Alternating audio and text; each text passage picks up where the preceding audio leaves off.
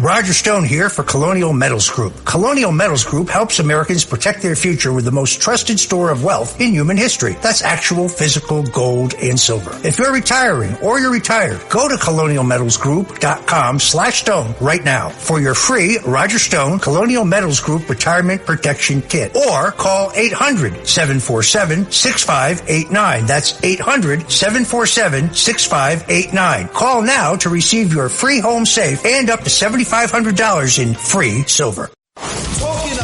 This is the Rip and Read featuring Curtis Sliwa. Now to the Bernard McGurk studios of 77 WABC and Curtis Sliwa. Curtis Sliwa is your upcoming host on the Rip and Read. And, you know, Curtis is a guy who's used rubbing alcohol all around the studio here to disinfect things. He maintains it was his key to keeping himself safe from COVID during the height of the pandemic. I used to put it right up my schnoz, right? Right up my shotgun shell nose, right? That's what you did. And now word has come out that Mayor Adams dealing with a positive COVID diagnosis. So do you feel bad for the mayor? Do you have any advice for the mayor? I know you're really feeling for this guy right now. James Christopher Flippin, I never trust anybody with three names. You weren't listening to me with Sid this morning, as you should be every Monday through Friday at 7:20. I started out my segment saying, today is the day where I settle all scores. I settle my scores with Eric Adams, swagger man with no plan, and I settle my scores with, as you had mentioned, at 2 o'clock this afternoon on the Hill, Andrew Evil Eyes Cuomo, King Cuomo the second, the son of Mario Faccia Bruta Cuomo, King Cuomo the first. He's listening as we speak. He's still on his way to D.C. on the turnpike. Hey, Andrew, attendeme, tu si provino sfacim. And like your father you are. No. You don't believe he has COVID, do you? Come on. No, I mean, they were just showing his, video uplink from Gracie Mansion. It looks fine to me. Well, let me tell you what happened. Yesterday, he was going about his normal duties, which is usually cutting ribbons and doing nothing of consequence. And he answered two questions. He took them off subject. His aides were having a heart attack.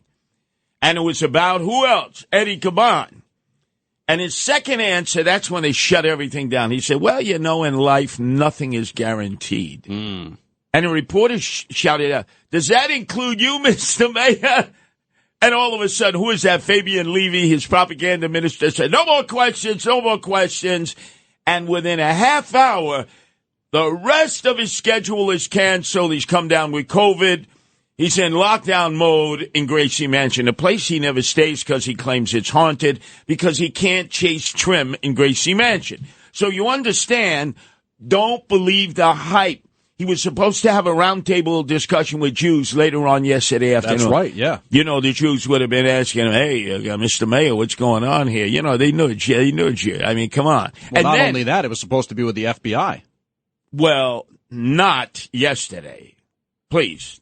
Don't jump the hood here, please. Okay? It was supposed to be a meeting concerning the threats against the Jewish leaders. Correct. Let me Oh, apologize okay. to you because you have straightened me out. Yes. I have been guilty of corrective, constructive criticism. Yes, but it was concerning threats against Jewish New Yorkers. The Pakistani, right? The guy second arrested in Pakistani Canada, who's been sent in here to do harm to Americans. The first one to Donald Trump himself. That's right. July 12th, the day before. Sniper Boy, who we don't hear anything else about, tried to kill Trump on that cow patch in Butler, Pennsylvania. But don't cause me to digress. The second event he had was a town hall meeting off of Underhill and Vanderbilt in Brooklyn, and he was going to catch grief. So I think his staff realized we need to come up with an excuse. We don't want him to be out there 9/11, Wednesday. Well, no, this is not good. The International Press Corps will be there. So don't you find it somewhat ironic he suddenly comes down with COVID? It's pretty convenient. Pretty healthy guy, right? Yeah. I mean, other than the fact that he's out there to the break of dawn every morning, chasing trim, right? I mean, let's face it, but Keeps he can a handle it. Diet, exercises. That's right. He says, hey, I'm a vegan. And then he said, well, you're not really. You're a vegetarian. You eat fish. Remember that? Pescatarian, yeah. Let me ask you a question. now that it is my day of settling all scores with Eric Adams and Andrew Evil Eyes Cuomo, nobody brings up the fact that it was Eric Adams' phones being snatched by the FBI that started all of this. That is true. Well, I for some reason, I seem to remember that was at least right around the Breonna Stewart raid, maybe right after the Breonna Stewart raid. But very good. Whatever happened to those phones? Right after, you're correct. He was going to NYU to give a lecture at night, and his own police bodyguard team from the NYPD, of who I have 2 rats, apparently the FBI has more rats amongst them than I've got, stepped aside when he came out of. They didn't even protect him. These guys rolled up on him. Mr. Mayor, come with us into your SUV. The police detail were in on it. They were in on it. Do you know they felt him up to see if he was wearing any kind of wires or any kind of technology? They took his laptop. They didn't mention that. And they took his 2 cell phones. Why did he have 2 cell phones? But they took him, and then from then on, he's using burner phones. Every month, he's got to get new Motorola burner phones. And then Sid is sitting here in the morning when he was a friend of Adams. Curtis, do you know why Eric Adams doesn't answer my texts any longer? Yes, schmuck putz. He's using burner phones, and every month he's changing his numbers. But the damage was already done.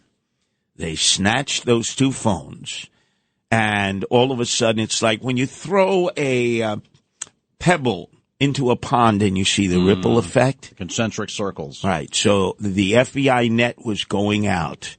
And all of a sudden, they were able on the chip to see everybody he was in communication with by phone calls, by text, by email.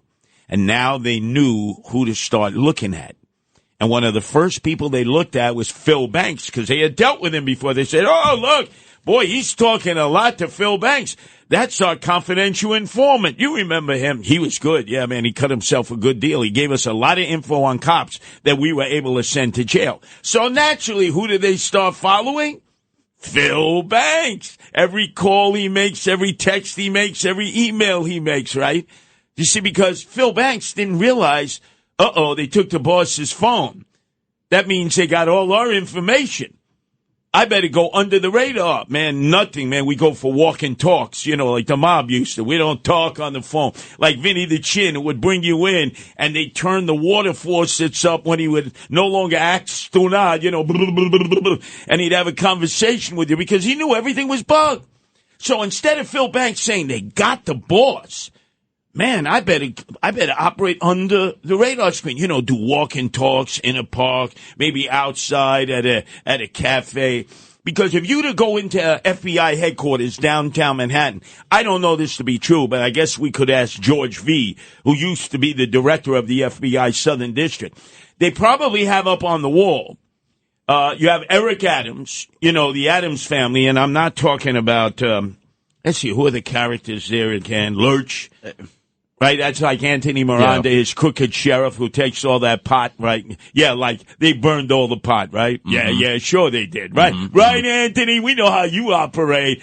In the front door, out the back door, right? How much money did you make, Anthony? And then, of course, there was Morticia Adams, right?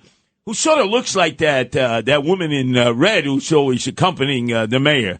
As if she's either his gumada or his wifey, right? You know who I'm talking about. Who's that, Kujamar, or what is her name? Yeah. You don't even know her name. Anj Kumar? That's right. She's always with him. And then, of course, there's Eric Adams himself. Didn't Gomez always wear those nice suits, right? He did, yeah. He was Gomez Adams? Well-dressed. See, it's the Adams family, except now the FBI treats it like a crime family. Like the Bananos, like the Lucchese's, like the Genovese, like the Gambinos, like the Colombos. So you have the Adams family up there, and they have who is the head of the Adams family. Well, it's Eric Adams. Who are his capos? Phil Banks, right? Timothy Pearson, he's corrupt as the day is long. He's the one who gives the contracts out for security for all the migrant shelters. He just put out another contract for 25 new hotel, motels, Holiday Inn Expresses, and also brick and mortar facilities they're going to turn into migrant shelters on January 1st. And he's always saying, and I don't even get any crumbs. I don't get a little piece. I don't get a little crumb. I don't get ubats. I don't get buptas. Now, I'm fascinated by listening to you tell us all this, but I have to ask, you've previously referenced, that you have connections in City Hall. I got a lot of connections. You got little birds that whisper little things to you. Sure. Rats. What about this, though? This seems to go kind of beyond the scope of just City Hall. You seem to have some inner workings here. You alluded to knowing guys on the NYPD detail, something like that. Excuse me, haven't I given you enough? I don't like to go with unnamed sources. I know that. You're a good journalist as opposed to all those other journalists who hide behind unnamed sources, which in many instances are made up. So I give you credit for that. Well, you think I'm going to give up my freaking contacts in the FBI who I bashed consistently? Who's bashed the FBI more than me? Huh? Oh, that's true. Yeah. Right? Forever busting Italians when I was birthed. Right. 9/11, it's our commemoration again. They became forever busting Islamists. That's when they were doing great work. And then all of a sudden they started to become extraordinarily political. Even to the fact of covering up, along with the Secret Service, the attempted assassination of President Donald Trump. So, as you know, I've been their biggest critic. Yeah. So what would make you think they would want to work with me or have anything to do with me, James Christopher Flippin? Well, I don't know. I mean, I guess it's certainly possible that there's still some good apples in the bunch, so to speak. How else would I know about the two-hop rule, which will continue the ripple effect? A warrant for one phone, and it's the two-hop rule. So you get your target and who that target communicates with. Now, where do you think I learned that from? The two-hop rule. Yeah, the two-hop rule. Huh. And that connects to those phones? Oh, that's FBI jargon, isn't it? Oh, I maybe so. How would I know that? I don't know. James Flippin, you know what you need to do? Mind your own freaking business. You ask too many questions. You're a good journalist. You see, this is what journalists should do nowadays. You don't let me get away with my diatribe. Right. You don't let me get up on my soapbox and just spew all these criticisms of people. You, James, you actually stop me in my tracks. I figured that I might as well just try to dig in. Like you said, it's not always the most, good thing in the world to say, well, unnamed sources and reports say and people with close knowledge of the subject matter say. You'd rather be able to say this person claims this. Sometimes it's necessary. Most times it's not. It's lazy. True. You just whip it up. Yeah, people just want to say whatever they want to say. Hey, look, you smoke a bong, right? You just whip up the story. Sources say. You know where that actually came from? Piping up a story. Yellow journalism, right? Right. And they would tell the reporter downtown where all the tabloids were, hey, we need a headline for tomorrow. Why don't you go down to Hop Sing there, and he's got a few gorgeous Chinese ladies, and why don't you hit the pipe, the opium pipe, and give me a freaking headline. See what you come up with. That's right. Get the hell out of here. Curtis Sliwa. Curtis Sliwa. Rip and read. Check this out. This is the Rip and Read, featuring Curtis Sliwa. Now, to the Bernard McGurk studios of 77 WABC and Curtis Sliwa. This is the Rip and Read. When he's sticking you and taking all your money. Give me the loot. Give me the loot. Give me the loot. Give me the loot. Give me the loot. Give me the loot. Give me the loot. Give me the loot. Give me the loot. Give me the loot. Give me the loot.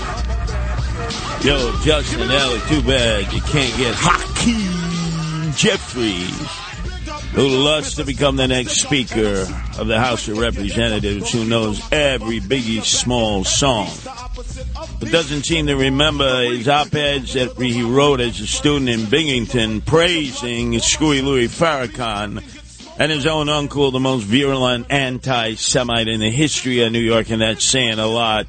Dr. Leonard Jeffries, head of black studies at the City University of New York, who was kicked out by the great Herman Badillo. Let's pay tribute where tribute is due. But anyway, the reason I play this Biggie Smalls classic, right? Bring me the loot, right? Isn't that the words there? This degenerate hip-hop monster. Bring me the loot. Well, the modern-day Biggie Smalls is Phil Banks. Now, who is Phil Banks? Again, he is part of the Adams criminal crime family that operates in the city of New York. Except he is an untouchable. Phil Banks could have been police commissioner of the city of New York. When Comrade Bill de Blasio, the part-time mayor, the dope from Park Slope, has first gotten elected, his grifter wife, Charlene, had said, hey, man, let's elevate Phil Banks. He's number 2 in the police department. Let's make him the second black police commissioner in the city, following in the footsteps of Benjamin Ward, who would always be out on benders with floozies, drinking, nowhere to be found, and then all of a sudden claim he had an allergy attack. Yeah, sure you did, Benjamin. In the meantime, Ed Koch always made excuses for him. The greatest police commissioner of all time. No, he wasn't. So, in this case with Phil Banks, he was one step away.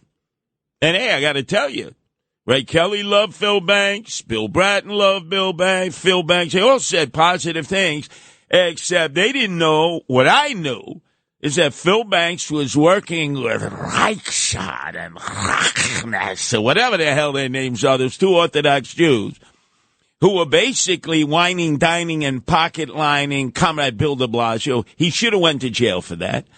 Other cops, high-ranking officials. And he got caught with his hand in the cookie jar because they were flying him to Las Vegas for the Super Bowl. And then all of a sudden, Justin, you'd like this, the stewardess would come out on the flight and say, coffee, tea, or me. And they'd be having sex right in the aisles while the other high-ranking cops would be watching those freaks. So anyway, he thought he got away with that. And all of a sudden, the FBI pinned him down and came to his house in Hollis with his wife, and they said, hey, Phil, how do you have $30,000 cash deposits in your account? Couldn't explain it. He was taking bribes, payoffs. So he said what every rat says first who knows the system. Hey, I'll testify against my fellow police officers, and he did. That's why he's referred to as an unindicted co-conspirator. Now, meantime, so Eric Adams brings him back into the fold as the deputy mayor of public safety. We haven't had that position since David Dinkins was in charge, and we remember his legacy, although Eric Adams says, I'm David Dinkins too. 2,000 murders a year, 10,000 unsolved shootings. And he appointed as, for the first time, a deputy mayor of public safety, Judge Mullen, who knew nothing about the streets. Phil Banks does. He knows how to manipulate the streets. And so instead of having an office in City Hall, he said to Eric, his homeboy, hey, Eric, man, it's too crowded here. And then he said, okay, well, you're the former police officer. How about an office at Police Plaza? He goes, nah, I don't want to be around them. In fact, his first duty as the deputy mayor of public safety, he walked into the offices of Internal Affairs, the chief, who had helped the FBI in their sting of Phil Banks, and he goes, give me your badge, you're fired. So Eric Adams knew he was going to do that. He says, nah, I'd rather not be around here. Too many cops know that I'm a rat. So, Eric, I need to do business for the Adams family. Business, who business? Why don't we get an office in which only you and I have access, Eric? And that turned out they leased an area high atop the Verizon building. Many of you are right now on the Brooklyn Bridge, and you can see it as you're going into the city or driving away from the city. It's within walking distance of Police Plaza and City Hall. So if you had the loot and you wanted to wine, dine, and pocket line Eric Adams, show me the money. That's what it's all about. Show me the money. Well, you just showed up at the Verizon building. You didn't have to fill in any log. There was no photo identification there, no cameras there. You just walked in and did business. And you put a bag of loot on the table. Phil Banks would count it out as if you were a drug dealer and say, we got a deal. But just remember, the cuts from me, my brother Terrence, we got to do it. We got to watch this money. We got to money launder it because he's a lobbyist. And then all of a sudden, these business guys would say, yeah, but he's not registered as a lobbyist. Don't worry about it. We got it. And then they would tell our older brother, David Banks, who was the head of the Department of Education. Again, dumbest organization ever. This guy is a dullard. He's dumb. He's afraid of his own shadow. And they made sure he got a piece of the action, too. Hey, like the Three Musketeers. Phil Banks was the thief He filtered it through his brother's lobbying firm. And obviously, David Banks got his piece of the action by putting his beak in the trough. So now all of a sudden, the IRS is involved, the FBI is involved, and they're going to make a deal. Because blood is always thicker than water. They're going to say, hey, Phil, hey, David, hey, Terrence, what do you got on Adams? Because that's really the whale we're looking for. Now to the Bernard McGurk studios of 77 WABC and Curtis Sliwa. Curtis doesn't know about you, but he rips and reads. This is the Rip and Read.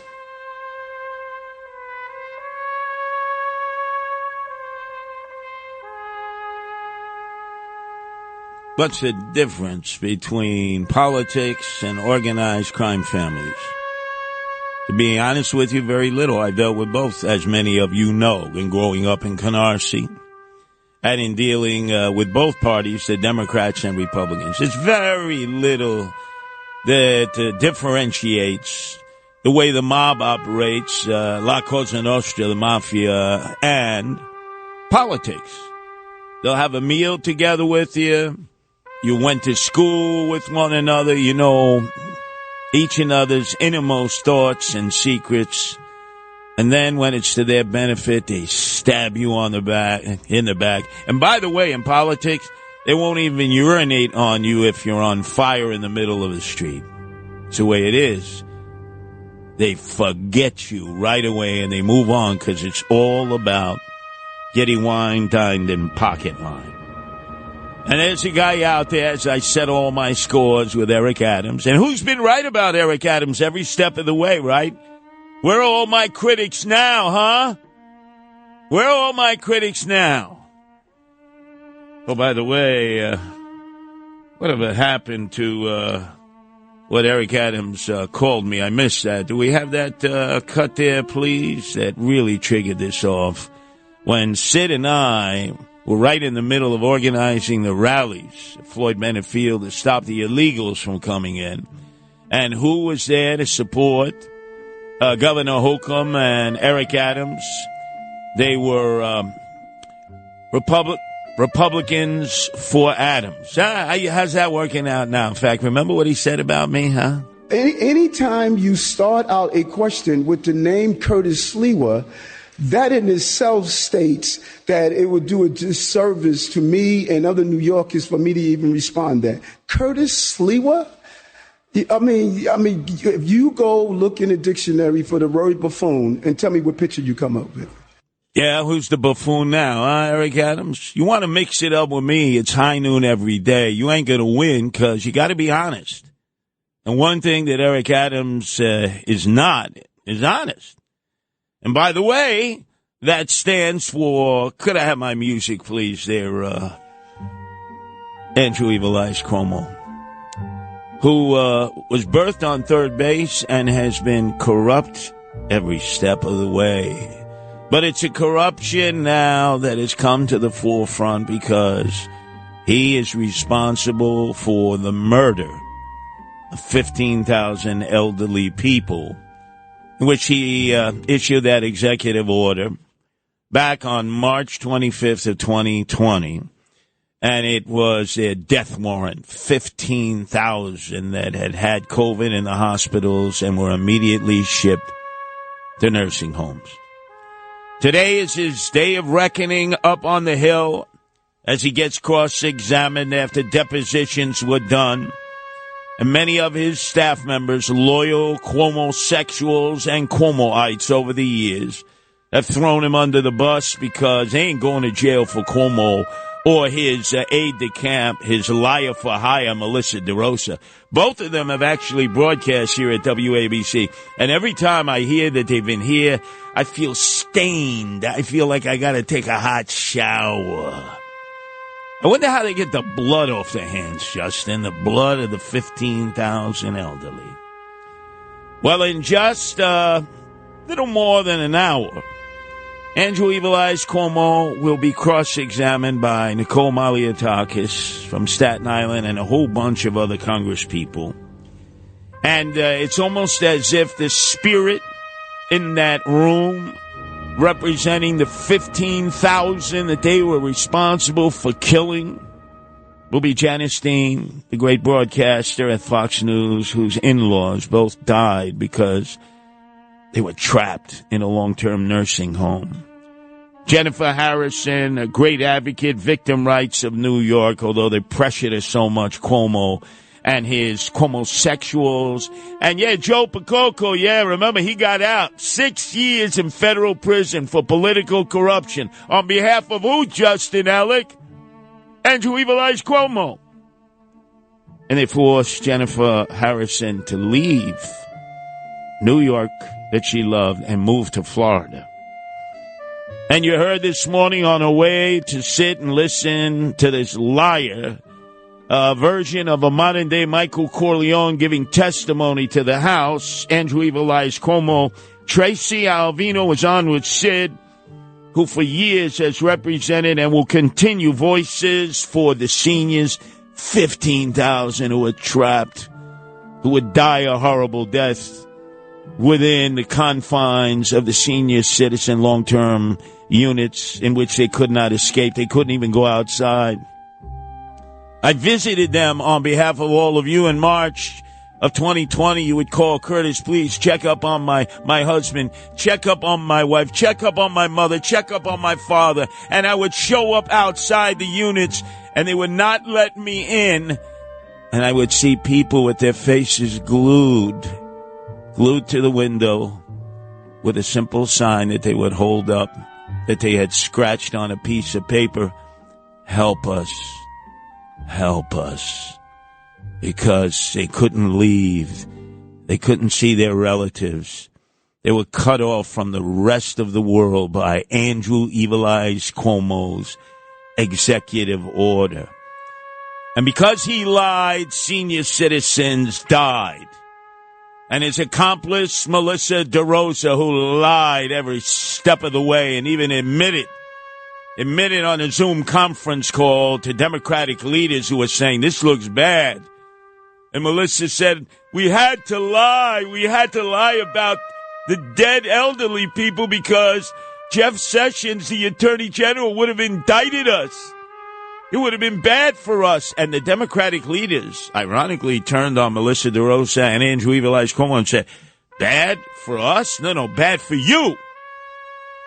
But it gets worse, ladies and gentlemen. It gets worse. In the midst of all of this, while this emergency was taking place, Andrew Evil Eyes Cuomo wrote a book with the members of his staff working on his book and not working on the emergency and all of his executive orders, and he made $5 million. $5 million, every one of them blood-stained with the death of an elderly person attached to it. And his top aides confronted him and they said, hey, you're editing this state report that we've done. We've been accurate in our body count of the seniors who have died. You must submit the truth or we're all in trouble. We are doomed. And according to depositions that have already been given to this congressional committee, by his aide-de-camps, by people who were Cuomo-sexuals, Cuomoites, loyal to Andrew Evil Eyes Cuomo, thought they'd take the ride to 1600 Pennsylvania Avenue with him, but they were so repulsed, they were so appalled at what he and Melissa Rosa would do. They said, no, you must submit these facts. The number of elderly who died under our watch. Stephanie Benton, a top Cuomo aide, has already testified in deposition. In June 7th of 2020, she confronted Andrew Evil Eyes Cuomo and Melissa DeRosa and said, this is going to be the greatest debacle in the history books of all time. Don't you see how bad this is? And what did Andrew Evil Eyes Cuomo and Melissa DeRosa do? Give me your paperwork. Give me it. We're taking it in the back room. And they put whiteout on the numbers, and they drove the numbers down and vastly undercounted the death count of the seniors. And then Bradley Hutton emerged, and he said, as the former deputy health commissioner, telling the House committee in deposition that Cuomo lied and lied and lied over and over. And the last time that Andrew Evil Eyes Cuomo gave testimony behind closed doors in this House committee, towards the end of it, he said, tragically, the moving of the patients from the hospitals to the long-term nursing home care units turned out to be unnecessary. Turned out we didn't need to free up the hospital beds. And as he was apt to say over and over at his daily lectures to all of us as the capo di tutti dictator, with his PowerPoint presentations when the homosexuals would get all excited because he would basically flex his nipple ring. You know, we live and we die. Remember Justin Ellick, how many times he would say, and at some point everybody dies. And they said, how callous, how indifferent, because he just didn't care. And while all of this was going on, he was having a good old time with Dr. Death Fauci, that we've now learned is responsible himself for the deaths of so many because he was giving out misinformation, disinformation. And recently in congressional hearings, they spun him like a top. But remember when they were at the height of the attention in the midst of the lockdown and pandemic, as thousands of elderly people were dying, they had time to have a good old laugh, to have fun at the elderly senior citizens' expense. I said that as soon as the vaccine is deemed ready and safe, I'll be the first one to take a vaccine. Maybe we enlist you. I'll do it with you. We'll do an ad telling New Yorkers it's safe to take the vaccine to put us together. We're like the modern day De Niro and Pacino. You can be whichever you want. You can be the De Niro or Pacino. Fauci and Cuomo. I'll give you a front. Who do you want to be, De Niro or Pacino? Which one do you want to be? I love them both. I love them both. I don't want to insult one or the other. If I say one, I don't want to hurt the feelings of the other. Yeah. So either one. Who's the politician? What is Fauci? What is Schifosa, Cuomo, and Fauci laughing while people were dying, senior citizens were dying. But that wasn't bad enough. That was during his daily 12 noon, almost like a mandatory that you had to watch his PowerPoint presentation as a Cuomo-sexual. And every other night on CNN, which was the Cuomo News Network, him and his stupid brother, Fredo Chris, would be laughing at the elderly people's expense. Now, you know, I've seen you referred to a little bit recently as the love gov, and I'm wondering if that's bleeding into your demeanor at all, making you a little soft on the president, that you don't want to really criticize him because you need him, and now's not a time for fighting. But don't you have to balance that with calling him out if he's doing things that you don't think are great for the people of your state to be hearing and experiencing? Love gov? I've always been a soft guy. I am the love gov. I'm a cool dude in a loose mood. You know that. I just say, let it go. Just go with the flow, baby, you know. No, we'll never let it go. Andrew Evil Eyes Cuomo, we'll never let the memory of the 15,000 elderly who died because of you and Melissa Rosa go. No. I will be your worst nightmare. You are going to do revisionism. You're going to try a resurrection today at 2 o'clock on the Hill. You plan on trying to run for mayor of New York City after you destroyed New York City state and you ran like a coward, ran from Albany to your brother's Southampton estate because you feared being impeached and indicted. You are a coward. And now you think you're going to come back after killing 15,000 and become the mayor of the city of New York? You and Melissa DeRosa engaged in a cover-up. You should both be in jail. J'accuse you and Melissa DeRosa of the murder of 15,000 elderly people during COVID. You're responsible. You can't run. You can't hide. Just like I'm taking out Adams now. I'm coming for you, Cuomo. You belong in jail. to the Bernard McGurk studios of 77 WABC and Curtis Sliwa. Curtis doesn't know about you, but he rips and reads. This is the Rip and Read. I like to be in America. Okay, by me in America. Everything free in America. For a small fee in America. Free. Everything free for illegal aliens. As they continue to pour into New York City, into the 5 boroughs. Again, starting on January 1st of 2025, Timothy Pearson, whose phones have been taken by the NYPD, who's in charge of getting security contracts for each of the migrant shelters, has been putting out proposals to security firms because they're going to be 25 new, got it? New, that didn't exist before. Migrant shelters, 13 that'll be hotel, motel, Holiday Inn Expresses, 12 that'll be brick and mortar. And remember, it was Timothy Pearson, the corrupt friend of Eric Adams, who said, hey, do I get any crumbs from this? As he looked at everyone else who was getting contracts because he wanted kickbacks. But remember when the illegal aliens first came, and Eric Adams, swagger man with no plan, met them at the Port Authority because he had called Governor Abbott a racist, and Abbott said, gee, I had no intention of sending them to New York City. The guy calls me out, calls me a racist. I was sending them to the White House, to the Naval Observatory, to the Tsarina, supposedly in charge of the illegal aliens, Vice President Harris.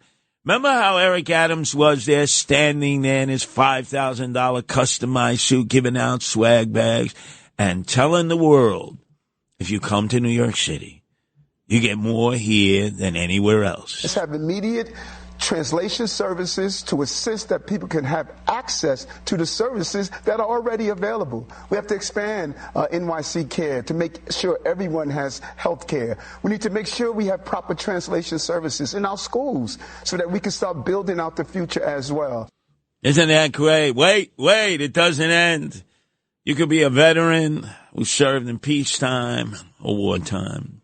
You could be an American homeless person or American person who was looking for shelter of some type. Get it? You get to the back of the line. We take care of illegal aliens first and foremost in New York City. Didn't you have the mayor of the illegal aliens tell us this? He's not our mayor. He's the mayor of the illegal aliens. We are going to fulfill our moral and legal obligation to house everyone that enters New York City. That is what we have done, and that is what we will continue to do. Damn right, with our money. $5 billion this year, $10 billion next year, and yet he claims there are less illegal aliens. What a kakaran, what a liar.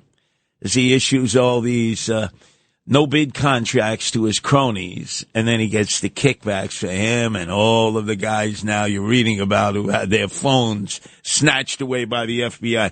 And remember that first group, how he walked them over from the Port Authority and said, you're the guest of mine, and you're staying at the Milford Plaza Hotel right in Times Square. Come on along, I'll take you to the lullaby of Broadway. Hickory and Ballyhoo, The lullaby of Broadway. and in the center of it all, Is the Milford Plaza. Stay at the Milford Plaza Hotel with cocktail, dinner, and breakfast for $49.50 per person. Discover why we are the lullaby of Broadway. the Milford Plaza is the lullaby of all Broadway.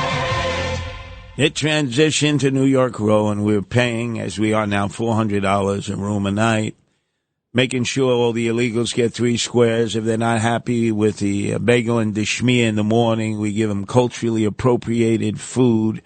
Could be con arroz habichuela, beans and rice. Put a big fat chuleta, pork chop on top. Hey, Grubhub it. Sucker taxpayers are paying for this. Whatever they want, they get.